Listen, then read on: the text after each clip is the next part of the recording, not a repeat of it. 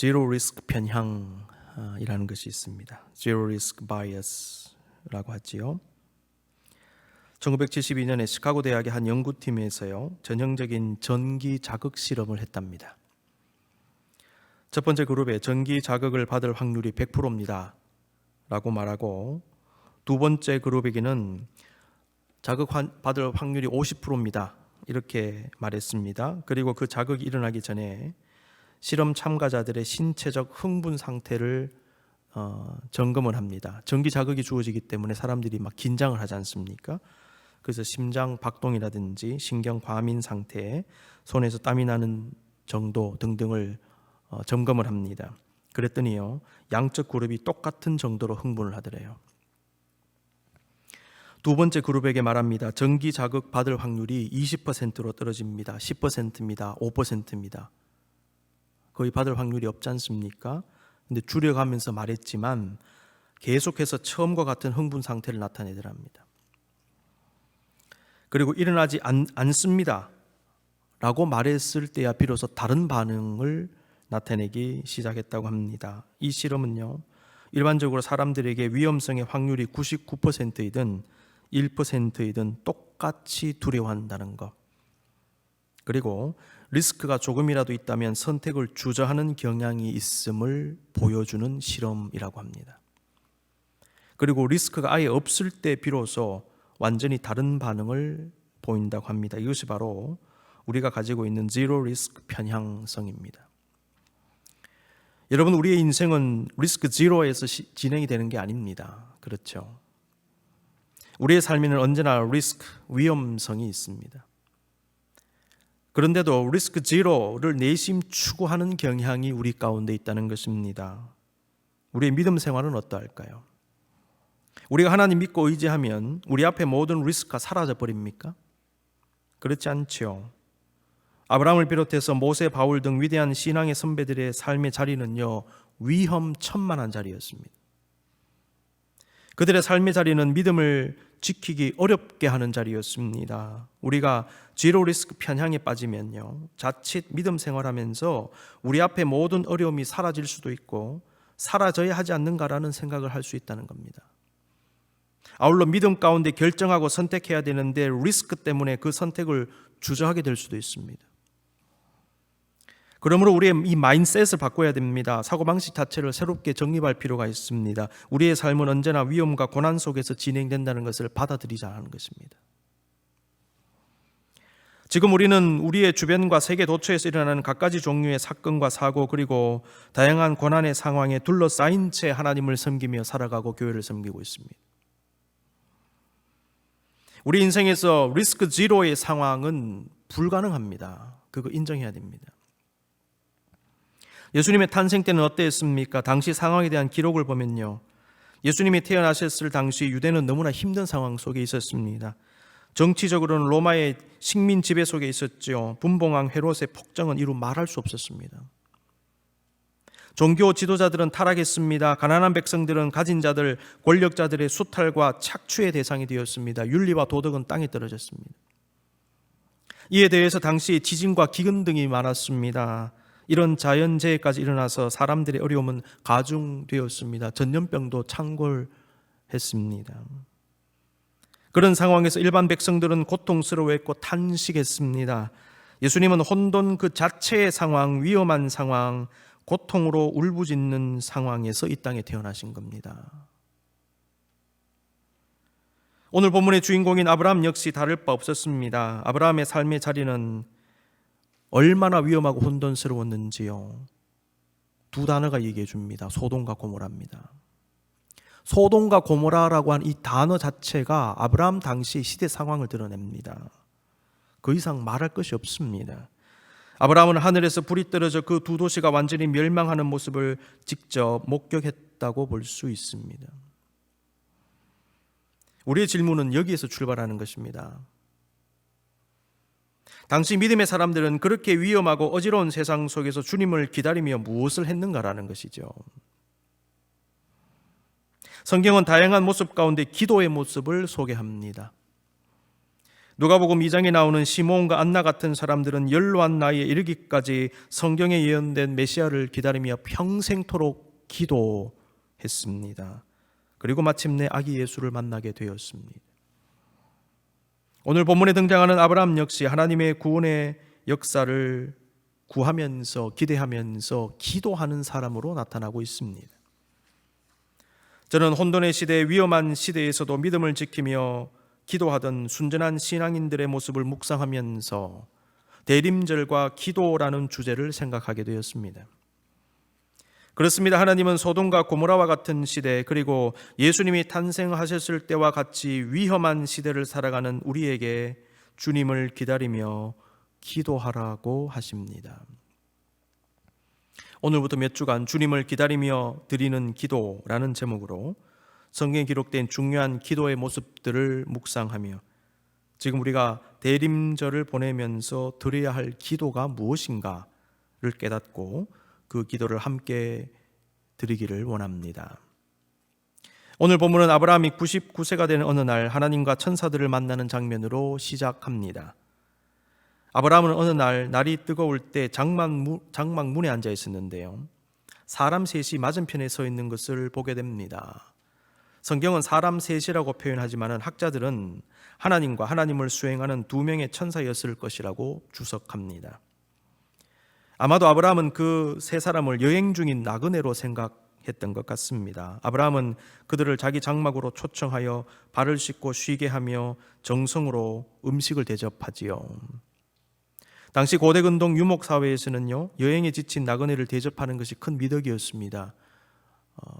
당시 그 지역이 사막 지역이 많았기 때문에 여행자들 돌보지 않으면요, 길 가다 그냥 죽습니다.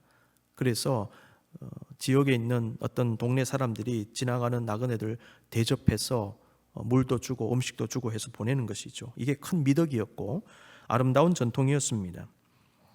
아브라함 역시 그들을 지극정성으로 대접했습니다. 히브리서 13장 1절과 2절을 보면요, 형제 사랑하기를 계속하고 손님 대접하기를 잊지 말라. 이로써 부지 중에 천사들을 대접한 이들이 있었느니라 라는 말씀이 나오는데 아마도 아브라함을 두고 한 얘기인 것 같습니다. 하나님은 나그네로 가장하여 아브라함을 찾아가셔서 내년에 네가 아들을 낳을 것이라고 말씀하셨습니다. 본문에는 사라가 뒤에서 듣고 웃었다라고 기록하고 있는데요, 아마도 아브라함과 사라는 지나가는 나그네들이 그냥 하는 소리로 들었을 가능성이 있습니다. 처음에는.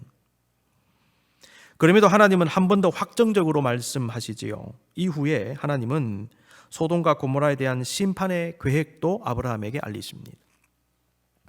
그리고 그 이야기를 들은 아브라함은 하나님께 소돔과 고모라를 위해 기도하는 장면이 오늘 본문에 기록되어 있습니다. 나그네처럼 보이는 이 세 사람에 대한 아브라함의 생각은요, 대화 중에 바뀌게 된 것으로 보여집니다. 처음에는 그냥 지나가는 나그네인 줄 알았으나 하나님이 난데없이 아브라함의 아내 사라의 이름을 말하죠. 사라가 어디 있느냐? 여러분, 지나가는 나그네가 그 집 주인장의 아내의 이름을 어떻게 합니까? 근데 난데없이 사라가 어디 있느냐 이렇게 질문을 하셨죠.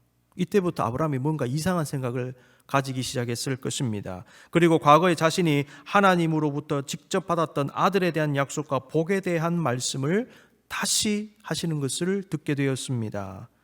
그걸 통해서 아브라함은 자기가 지금 만나고 있는 사람이 다름 아닌 하나님임을 깨닫게 되었을 것입니다. 아브라함은 불현듯 하나님과의 진지한 대화 속으로 넘어가게 됩니다. 여러분, 하나님과 우리의 교제도 이와 같을 수가 있어요. 별일 아닌 것 같은데 어느 순간 보니까 깊은 영적 세계를 경험하고 신앙의 세계 속에 들어와 있는 나 자신을 보게 되지 않습니까?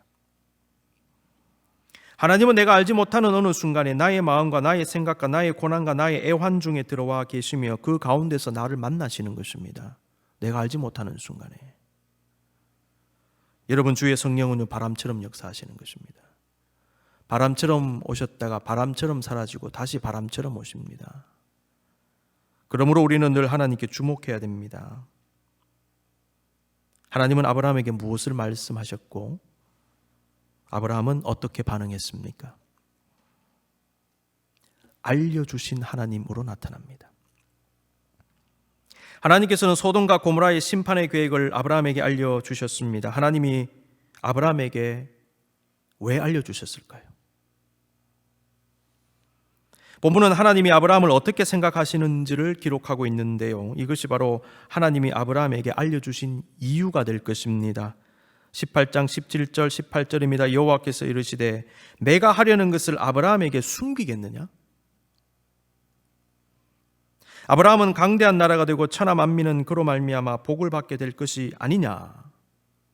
특히 이 18절 말씀은요, 창세기 12장 1절에서 3절에서 아브라함을 부르셨을 때 하신 말씀이지 않습니까? 내가 하려는 것을 아브라함에게 숨기겠느냐 하는 말씀은 아브라함에게 숨기고 이야기하지 않을 이유가 없다라는 것입니다. 그는 충분히 내 말을 들을 자격이 있다. 내가 뭐하러 그에게 숨기겠느냐? 그 말씀이죠. 우리는 친한 사람일수록 마음을 터놓고 이야기합니다. 서로 신뢰하며 마음을 여는 사람들끼리는 마음속에 있는 것을 얘기합니다. 마음을 열었으니까 마음속에 있는 걸 얘기하지요. 마음을 닫으면 마음속에 있는 거 얘기하지 않습니다. 오늘 본문은 하나님께서 아브라함을 어떻게 생각하고 계셨는지를 알게 합니다. 너무나 흥미롭게도 성경은 아브라함이 하나님의 벗이라고 말씀합니다. 이 말씀 여러분 아시는지요? 이사야 41장 8절입니다. 그러나 나의 종 너 이스라엘아, 내가 택한 나의 야곱아, 나의 벗 아브라함의 자손아. 야고보 사도는 이 말씀을 인용하며 다음과 같이 말씀했습니다. 야고보서 2장 23절 말씀, 이에 성경에 이른바 아브라함이 하나님을 믿으니 이것을 의로 여기셨다는 말씀이 이루어졌고 그는 하나님의 벗이라 칭함을 받았나니. 여러분, 벗은 친구입니다. 마음을 터놓고 이야기하는 상대입니다. 근데 하나님이 아브라함에게 너는 나의 벗이라 라고 말씀하신다는 거죠. 하나님은 사랑하는 아브라함을 벗으로 여기시고 그에게 하나님의 뜻을 말씀하시는 것입니다. 왜 하나님 말씀하셨는가? 그를 벗으로 여기셨다는 겁니다. 예수님도 우리에게 친구라고 말씀하셨습니다. 요한복음 15장 14, 15절, 너희는 내가 명하는 대로 하면 곧 나의 친구라. 이제부터는 너희를 종이라 하지 아니하리니 종은 주인이 하는 것을 알지 못함이라. 너희를 친구라 하였노니 내가 내 아버지께 들은 것을 다 너희에게 알게 하였습니다. 친구니까 말해준다는 겁니다. 하나님께서 사랑하시는 친백성을 하나님의 벗으로 생각하신다는 것은 구약과 신약을 관통하는 하나님의 진리임을 우리는 깨닫게 됩니다. 예수님 말씀에서 중요한 것은요, 주님의 친구는 주님의 말씀대로 행하는 사람이라는 거죠. 누가 주님의 친구입니까? 주님 말씀대로 행하는 사람. 그리고 주님은 그 친구에게 많은 것을 알려주십니다. 하나님은 아브라함을 벗으로 여기시고 그에게 하나님의 마음의 생각을 알리신 것입니다. 아브라함은 하나님의 백성 공동체의 조상으로 부름받아 하나님의 원대한 꿈의 시작이 된 사람이지요. 하나님의 뜻을 행하고 이를 이룰 사람이었습니다. 18장 18절 19절입니다. 아브라함은 강대한 나라가 되고 천하 만민은 그로 말미암아 복을 받게 될 것이 아니냐. 내가 그로 그 자식과 건속에게 명하여, 그 다음 중요합니다, 여호와의 도를 지켜 의와 공도를 행하게 하려고 그를 택하였나니 이는 나 여호와가 아브라함에게 대하여 말한 일을 이루려 함이니라. 한마디로 아브라함은 하나님의 뜻을 행하는 사람이었다는 겁니다. 여러분, 그렇습니다. 하나님의 벗이 누굽니까? 하나님의 뜻을 행하는 사람입니다. 하나님은 하나님을 믿고 섬기며 예배하며 하나님의 뜻을 행하는 벗에게 말씀과 성령을 통해 하나님의 뜻을 알려주십니다. 하나님의 뜻을 안다는 것이 무엇입니까? 하나님의 마음을 아는 것이죠. 하나님의 뜻이 무엇인가? 여러분, 많은 분들이 궁금해합니다. 하나님의 뜻을 안다는 것은요, 쉽게 얘기하면 하나님의 마음 아는 겁니다. 여러분, 아내의 뜻을 알려면 아내의 마음을 알아야 되죠. 남편의 마음을 알아야 되죠. 자식의 마음을 알아야 되죠. 그 마음 알아가십니까? 여러분, 하나님 섬기시면서 하나님의 마음을 알아가십니까? 아니면 전혀 상관없이 살아가십니까? 설교가 무엇입니까? 하나님의 마음을 전하는 것입니다. 설교를 듣는다는 것은 하나님의 마음을 알아가는 것입니다. 그러므로 말씀 들으실 때에 지적 만족만을 추구하거나 위로만 받기를 원하거나 영적인 기쁨만을 구하는 마음으로 들어서는 안 됩니다. 말씀을 들을 때는 하나님의 마음을 알고 그 마음대로 행하겠다는 결단을 가지고 들어야 합니다. 하나님 마음 알아가는 시간이 설교 시간입니다. 그렇다면 하나님은 하나님의 벗에게 무엇을 알려주실까요? 그 내용은 성경의 내용처럼 매우 다양할 것입니다.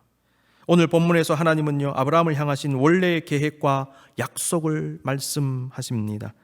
하나님은 창세기 12장에서 선포하신 영적 비전을 다시 선포하셨습니다. 하나님은 우리에게도 이와 같이 역사하십니다.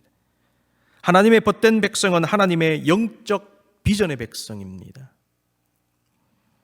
우리는 세부적인 것에 대해서는 미리 잘 알 수는 없습니다. 그러나 종말에 관한 말씀처럼 대체적인 큰 그림은 말씀을 통해 알 수 있습니다. 하나님은 여러분 각자의 미래, 가정의 미래, 기업의 미래, 우리 교회의 미래, 더 나아가 온 세상에 세워주신 교회의 비전을 품게 하십니다. 그러므로 우리가 할 일은 무엇입니까? 기도하는 것이지요. 우리가 비전을 위해 기도할 수 있는 이유는요, 하나님께서 알려주시기 때문입니다. 바울은 성령께서 우리의 연약함을 도우시나니 우리는 마땅히 기도할 바를 알지 못하나 그랬어요. 오직 성령이 말할 수 없는 탄식으로 우리를 위하여 친히 간구하시느니라. 여러분, 우리 기도는요, 성령께서 우리를 위해 기도하시기 때문에 우리도 기도할 수 있는 겁니다. 우리는 마땅히 기도할 바를 알지 못하는 존재입니다. 그런데 왜 기도할 수 있는 줄 아십니까? 어떻게 기도 제목이 나오는 줄 아십니까? 무엇을 기도해야 되는지 어떻게 아시는지 아십니까? 성령께서 기도해 주시기 때문입니다. 성도는 성령 안에서 깊이 기도하면 성령에 이끌림 받아 무엇을 기도해야 될지를 알게 되는 것입니다. 무엇을 기도해야 될지 모르는 분은요, 성령에 이끌림 받기를 먼저 기도하십시오. 기도 제목이 쏟아져 나올 겁니다.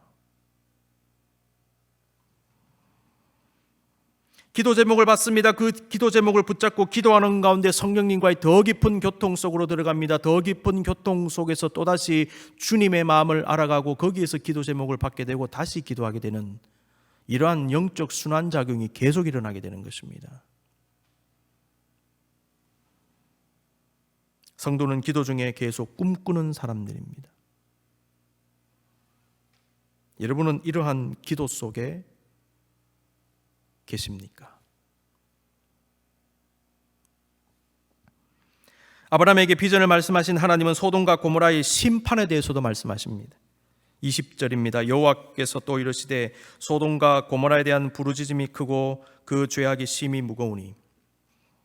이 구절에서 부르짖음의 뜻은요, 백성들의 원성을 의미합니다. 하나님은 지금도 이 땅의 부정과 부패와 죄와 타락으로 인해 억울하게 고통을 당하고 마음의 상처를 입은 수많은 사람들의 울부짖음을 다 듣고 계십니다. 엄청난 울부짖음이 하늘로 올라가고 있습니다. 그러므로 하나님은 우리에게도 죄와 타락의 모습이 짙어가는 이 세상에 대해서 말씀하신다는 것이죠. 하나님은 소돔과 고모라에 대해 아브라함에게 말씀하셨듯이 우리에게도 이 세상에 대해 말씀하십니다. 여러분의 가정과 기업과 학업과 개인적인 일에 대해서만 말씀하시는 게 아니라 이 세상에 대해서 말씀하십니다. 하나님의 벗된 성도들은 이 세상을 향한 주님의 마음을 알아야 합니다. 아브라함은 어떻게 반응했습니까? 하나님께 간절히 기도합니다. 소돔과 고모라에 대한 하나님 말씀을 들은 아브라함은 우리가 너무나 잘 아는 대로 그 땅을 위해 하나님께 끈질기게 매달리며 기도합니다. 아브라함은 먼저 의인을 악인과 함께 멸하려 하시나이까? 라고 질문합니다. 25절에서는 주께서 이같이 하사 의인을 악인과 함께 죽이심은 부당하오며 의인과 악인을 같이 하심도 부당하니이다. 세상을 심판하시는 이가 정의를 행하실 것이 아니니까? 라고도 했습니다. 이것은 기본적으로 그 땅에 살고 있던 조카 롯을 염두에 둔 것으로 볼 수 있겠습니다. 그와 함께 어떻게 해서든지 소돔과 고모라의 멸망을 막기 위해 이유를 대고 있는 것으로도 볼 수 있겠습니다. 어떻게든 막고 싶은 거죠, 그 멸망을. 아브라함은 의인 50명이 있다면 용서해 주시겠냐고 물었습니다. 당시 소돔과 고모라는요, 기름진 평지에 세워진 곳이었고 경제적으로 풍요한 곳이었죠. 여러분, 물질이 있고 돈이 있는 곳에 사람이 모여듭니다. 따라서 소돔과 고모라의 인구가 많았을 것입니다. 그렇게 보았을 때 50명은 매우 적은 숫자로 볼 수 있습니다. 아예 아브라함이 확 낮추어서 얘기한 거죠. 50명 없겠느냐? 낮춰서 얘기한 겁니다. 아브라함은 소돔과 고모라의 죄악 때문에 하나님께서 심판하실 것을 알고는 만약 그 땅에 의인이 50명이라도 있으면 그 땅을 살려주실 수 있는지 물은 것입니다. 아브라함은 하나님이 은혜가 많으신 하나님이라고 믿었기 때문에 적은 숫자라도 있으면 살려주실 것이라고 생각했던 것 같습니다. 실제로 하나님은 만약 50명이라도 있다면 26절입니다. 온 지역을 용서하리라 이렇게 말씀하셨어요. 온 지역을 용서하리라. 이 말씀에 힘을 얻은 아브라함은 이후에 45명, 40명, 30명, 20명 그리고 10명까지 언급하며 집요하게 매달립니다. 소돔과 고모라에서 의인 10명은요 너무나 적은 숫자였는데 아브라함이 그렇게까지 말한 이유는 어떻게 하든지 하나님께서 그 땅을 치시는 것을 막고자 하는 그런 마음 때문이었습니다. 이러한 아브라함의 모습은 그가 간절히 주님께 기도하는 모습으로 해석할 수 있습니다. 여러분 그런데요 간절히 기도한 아브라함은 어떤 마음을 가졌을까요? 깊은 연민과 긍휼의 마음을 보게 됩니다. 너무나 간절하고 집요한 아브라함의 기도 속에는 조카 롯을 비롯한 그 땅의 의인들 그리고 멸망을 눈앞에 둔 소돔과 고모라에 대한 연민과 긍휼의 마음이 깃들어져 있습니다. 아브라함의 연민의 마음은 중보자의 마음입니다. 우리는 기도의 모습을 발견하죠. 연민을 발견하죠. 중보자의 모습을 볼 수 있어야 됩니다. 오늘 본문은 아브라함이 하나님과 세상 사이에서 중보 사역을 감당했다는 것을 보여줍니다. 오늘 본문은 아브라함이 하나님의 부름을 받고 하나님의 도를 지켜 의와 공도를 행하는 사람이다라고 말씀합니다. 하나님의 뜻을 행하는 사람은 하나님의 벗입니다. 하나님의 벗은 세상과 하나님 사이에서 중보 사역을 감당하는 사람이라는 진리를 깨닫습니다. 구약의 선지자들은 모두 중보자로서 하나님과 백성 사이를 중재했습니다. 예수님은 최고의 중보자이십니다. 바울 역시 하나님과 유대인 그리고 하나님과 이방인 사이의 영적 중보자로서의 사역을 감당한 사람입니다. 오늘을 살아가는 성도들 역시 이러한 중보의 사명이 있음을 여러분 반드시 기억하셔야 됩니다. 우리가 세상을 위해 기도해야 되는 이유는 이 중보의 사명 때문입니다. 그런데 중보자에게 반드시 요구되는 마음 중에 하나가 연민과 긍휼이라는 것이지요. 성경을 보면 연민의 마음은 예수님을 비롯한 모든 하나님의 일꾼들의 공통적인 마음이었습니다. 연민과 긍휼이 없는 일꾼은 없습니다. 남을 불쌍히 여기는 연민의 마음이 없다면 그 사람을 위해 기도할 수 없습니다. 희생할 수 없습니다. 섬길 수 없습니다. 교회 모든 직분자들에게 필요한 마음이 바로 이 마음이고 모든 목회자들에게 필요한 마음이 이 마음입니다. 오늘날 사람들 가운데 연민의 마음이 식어지고 있습니다. 바울은 디모데후서 3장에서 말세에 고통하는 때의 특징을 열거하면서 지난번 새벽기도 때 말씀드렸습니다. 무정하게 된다라고 말했습니다. 무정하며라고 번역된 말의 원어적인 뜻은 애정을 가지고 소중히 하는 마음이 없다는 겁니다.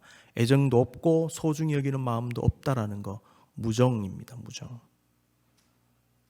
이 단어는 사람 사이에 기본적으로 있어야 되는 애정과 관심과 배려와 보살핌이 없는 상태를 의미합니다. 그러니 사람들 사이에 극단적인 대립과 갈등과 충돌이 일어나는 겁니다. 지금 그 현상을 보고 있죠. 사람끼리, 공동체끼리, 국가끼리 극단적으로 대립합니다. 그 속에요, 연민이 없어요. 하나님의 벗은 중보의 사명을 감당합니다. 그런데 그 중보자는 연민과 긍휼의 마음을 품습니다. 그런데 하나님의 벗들에게 주신 그러한 연민과 긍휼의 마음은 사실 하나님의 마음입니다. 우리는 오늘 본문을 보면서 마치 하나님은 심판을 작정하신 분으로 그리고 아브라함은 용서와 구원을 간청하는 사람으로 생각되면서 하나님보다는 아브라함이 더 사랑이 많은 것 같은 느낌을 가질 수도 있습니다. 그러나 사실은 하나님께서 그 땅의 심판을 최대한 미루시고 될 수 있으면 멸망하지 않게 하려는 마음이 있으셨다는 사실을 우리는 알아야 됩니다. 하나님은 그 마음을 아브라함에게 주셨습니다. 아브라함은 그 마음대로 하나님께 기도함으로 표현하고 있습니다. 그 증거가 무엇이냐면 하나님께서 집요한 아브라함의 요구를 다 들어주셨다는 거죠. 의인 50명도 적은 숫자인데 단 10명 있더라도 용서하시겠다는 것은 하나님의 목적은 궁극적으로 멸망이 아니라 구원이었던 것입니다. 50명 있으면 오케이, 45명 오케이, 40명, 30명, 20명, 10명 내가 다 용서해 줄게. 목적이 무엇입니까? 심판이었습니까? 아닙니다. 구원이었습니다. 결국 소돔과 고모라가 징벌을 받은 것은요, 의인 단 10명이 없었기 때문입니다. 어쩌면 롯을 빼고는요, 한 명도 없었을 수 있습니다. 그 도시는 그만큼 타락한 도시였습니다. 하나님은 소돔과 고모라에 대해서 매우 오랫동안 참아오셨다는 것을 알아야 됩니다. 조금 잘못했다고 바로 치시는 하나님이 아니라는 것입니다. 20절 다시 봅니다. 여호와께서 또 이르시되 소돔과 고모라에 대한 부르짖음이 크고 그 죄악이 심히 무거우니. 부르짖음이 크고라는 표현에서 크고라는 말은요, 죄악에 대한 부르짖음이 더 이상 참아줄 수 없을 만큼 극에 달했다는 것을 의미합니다. 원어적으로. 아울러 그 죄악이 심히 무거우니라는 표현은 너무 무거워서 움직일 수 없는 상태가 되었다는 뜻입니다. 더 어떻게 할 수 없는 상태라는 얘기입니다. 하나님은 그때까지 참으신 것입니다. 그리고 21절에서 하나님은 내가 이제 내려가서 그 모든 행한 것이 과연 내게 들린 부르짖음과 같은지 그렇지 않은지 내가 보고 알려 하노라 라고 하셨습니다. 어떤 성서학자들은요, 그렇지 않은지 내가 보고 알려 하노라 라는 말씀은 하나님께서 단순히 소돔과 고모라의 죄악상을 확인하려고 하노라 라는 말이 아니라 직접 내려오셔서 한 번 더 기회를 줄 수 있는지 없는지 웬만하면 기회를 주기를 원하셨다는 말씀으로 해석해야 된다라고 제안을 합니다. 하나님 다 보셨는데 뭐하러 내려와서 확인을 하십니까? 단순히 확인 차원이 아니라 라는 것이지요. 회개하도록 좀 더 기다려줄 수 있다라는 말씀이라는 것입니다. 그런데 하나님은 마침내 의인 단 10명이 없는 소돔과 고모라에 심판을 내리십니다. 여러분, 그런데 가만히 한번 보십시오. 그 심판 속에는요, 역설적으로 구원의 의미가 들어가 있어요. 여러분, 몸이 썩어 들어가는 종기는 경우에 따라서 수술을 통해서 그 종기를 완전히 드러내야 됩니다. 제가 그 수술을 받은 적이 있습니다. 제가 뉴이반 한인교회 다시 오게 되었을 때 2013년이네요. 벌써 시간이 많이 지났습니다. 오자마자 사역을 시작하기도 전에 갑자기 살을 파먹어 들어가는 바이러스에 제가 감염이 됐습니다. 어디서 옮았는지 모르겠습니다. 단순한 종기인 줄 알았는데 단순한 종기가 아니고요, 바이러스성으로 살이 골마 들어갑니다. 점점 깊이 들어갑니다.